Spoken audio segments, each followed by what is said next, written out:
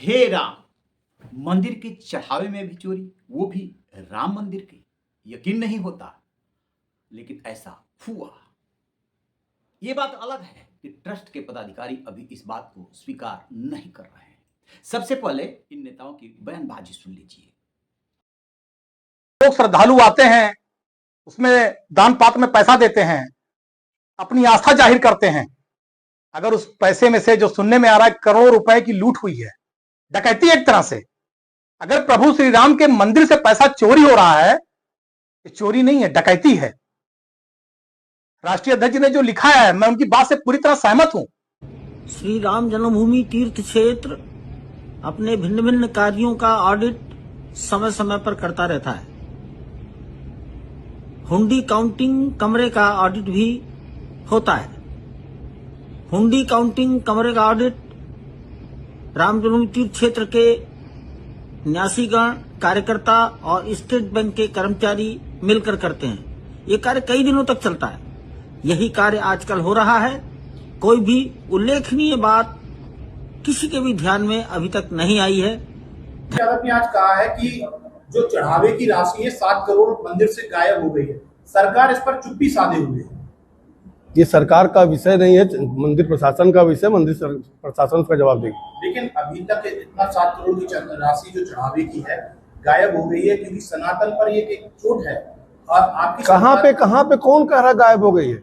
तो अखिलेश यादव, समाजवादी पार्टी के प्रमुख अखिलेश यादव ने 3 दिन पहले ये आरोप लगाया कि ऐसे जानकारी मिल रही है कि राम मंदिर के चढ़ावे में भी चोरी हो रही है। इसकी जांच होनी चाहिए और कोर्ट को संज्ञान लेना चाहिए। जैसे ही एक खबर बाहर आई, उसका कोई तथ्य नहीं था, आधार नहीं था, एक आरोप था, चौंकाने वाला आरोप। लिहाजा उन्होंने भी बहुत संभल करके पोस्ट किया। उसके बाद इस मामले ने तूल पकड़ा। राजनीतिक दल और उसके नेता बयान जारी करने लगे।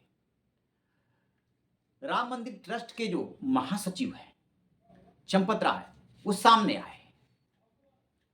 ऐसे बहुत सारे लोगों का बयान आया है। चंपत राय चूंकि महासचिव है, इसलिए उनके बयान मायने रखते हैं।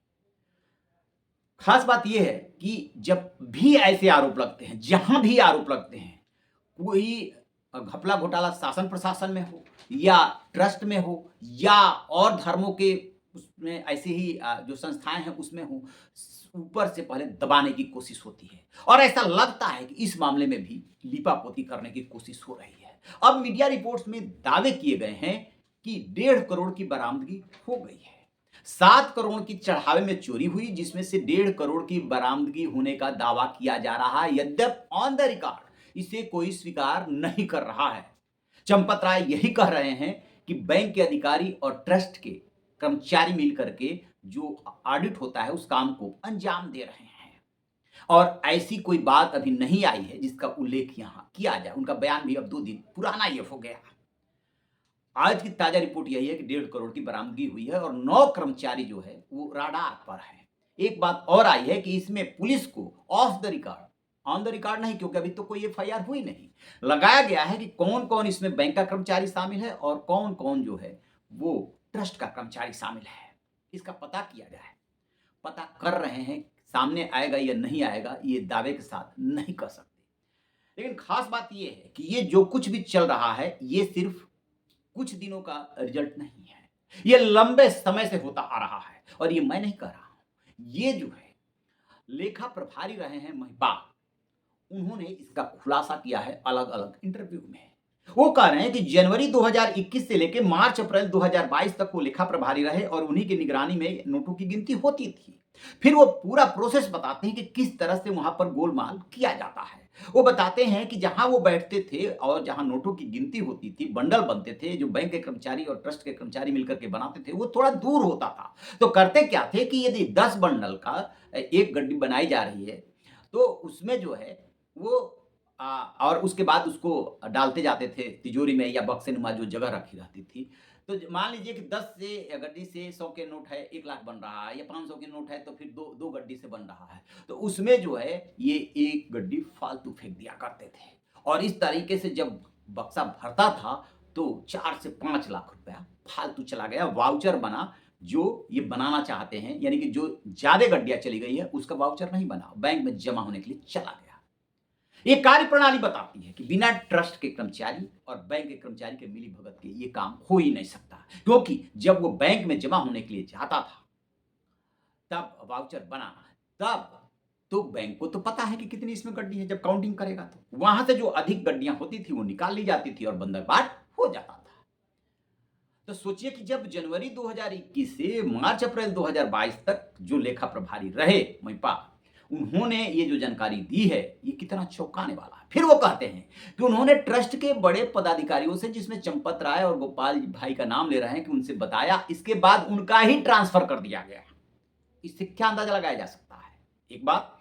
दूसरी बात, इससे भी वो बड़ी कर रहे हैं कि वो जब जो मंदिर में दर्शन के लिए, प्रभु राम के दर्शन के लिए जाते हैं, खास तौर से महिलाएं, वो इमोशनल होती हैं। जैसे प्रभु राम का दर्शन करते हैं, उनमें दान की प्रवृत्ति जाती है, क्या दे दूं, क्या लुटा दूं।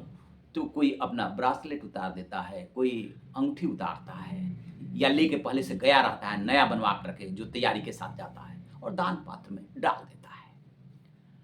वहां पर दो सिस्टम है, खास तौर से ऑर्नामेंट के मामले में। एक तो ये है कि आप ऑफिस में जा करके और बाकायदे उसको जमा कराएं, दान दे और उसकी रसीद प्राप्त करें।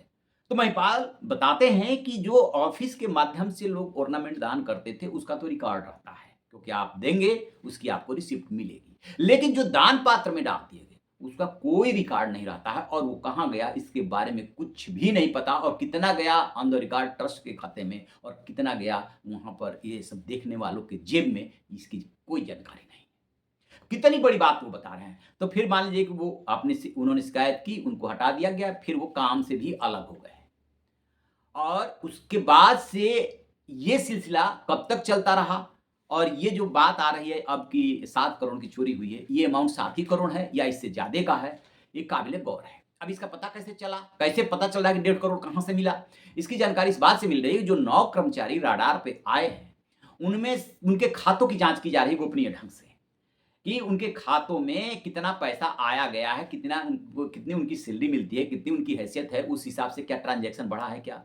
तो पाया गया कि इन कर्मचारियों ने जमीन खरीदा, मकान खरीदा, लग्जरी गाड़ियां खरीदी, और न जाने किन किन चीजों पर पैसा लगाया।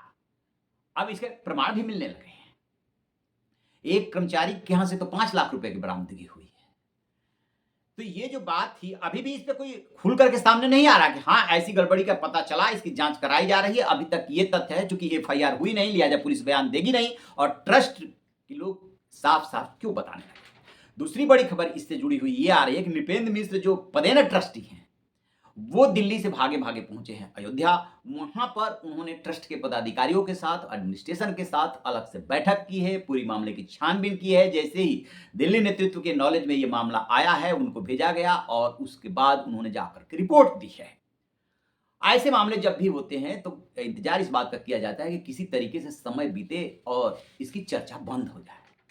चर्चा बंद भी हो सकती है और आगे भी बढ़ सकती है, क्योंकि उत्तर प्रदेश में चुनाव है, और आम आदमी पार्टी के संजय सिंह या समाजवादी पार्टी के अखिलेश यादव और तमाम विपक्ष के नेता आरोप लगाते हैं कि बीजेपी और उसके जितने भी ऐसे संगठन हैं जो ये सब करते हैं वो चंदाचोर हैं, राम के नाम पर चोरी करते हैं। ये बहुत उनका पुराना बयान है, और इसी स्टाइल में जो आरोप लगाते हैं। लेकिन इस घटना के बाद क्या कहेंगे?